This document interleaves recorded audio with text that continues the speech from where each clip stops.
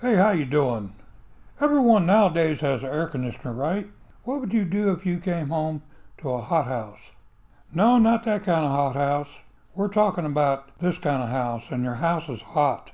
Would you call an air conditioning company? Sometimes it's just a very simple problem that you could save hundreds of dollars. In the next video, you'll learn to check the most common issue and make repairs yourself for pennies on the dollar.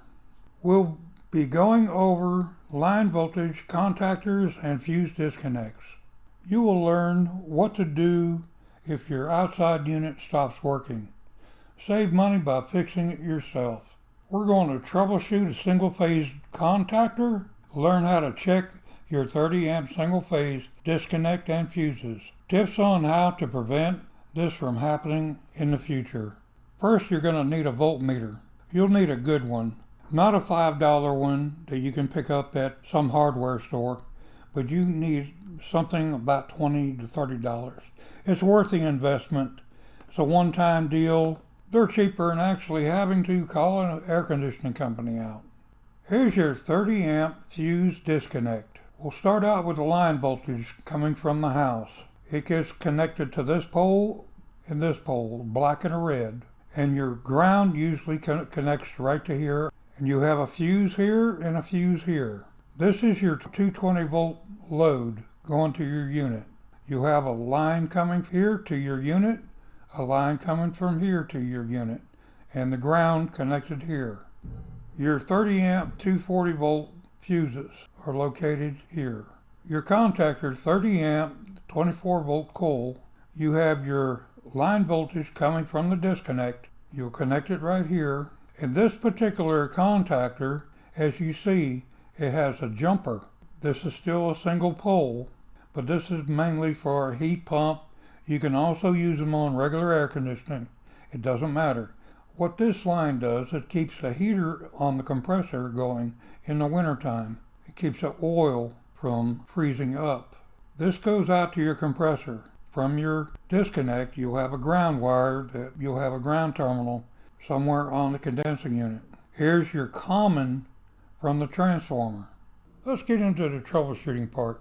Here you got your 30 amp fuse disconnect. Here you got 220 volts coming in from the house to your disconnect. Take your meter, put it on voltage, and check these two terminals right here. If you can't get to these two terminals, just check the top of the fuses here. If you got 220 volts, you're good to go. Now, check the bottom two going out condensing unit. And if you don't have 220 volts, let me show you real quick how to check that. Say you got 120 across here or nothing down here. You want to put one lead on the bottom and one lead up top or right here, whatever's more convenient for you, on the fuse itself even. And if you're reading 220 volts across there, you got a bad fuse. That's a bad one. Same thing with here. If you read nothing across there, then that's a good fuse. Again, 220 volts, 120 volts, or nothing. If you're reading nothing, more than likely you've got both blown fuses, and there's a little bit more problems than that. Troubleshooting your contactor. If you got a contactor and you got 220 volts coming in, but your contactor's not energized, check your voltage from your thermostat and your common on the other side, and you should have 24 volts. If you feel that the contactor is energized, you can go ahead and check the voltage up here. You should have 220 volts, at least 220 volts going to your fan motor and your compressor. If your fan's running, pretty much tells you got 220 volts up here. Now, if your contactor is bad, you can put the terminal up here and your voltmeter terminal down here. And if you're reading voltage across this, that means this is bad. You either got fire ants or it's pitted with carbon. You need to change it out.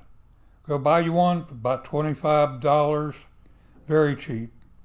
Saves you hundreds of dollars in the end from having to call somebody out.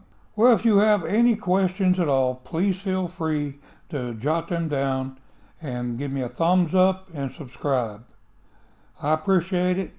You all have a great day, and that's just a very easy way to go ahead and figure it out.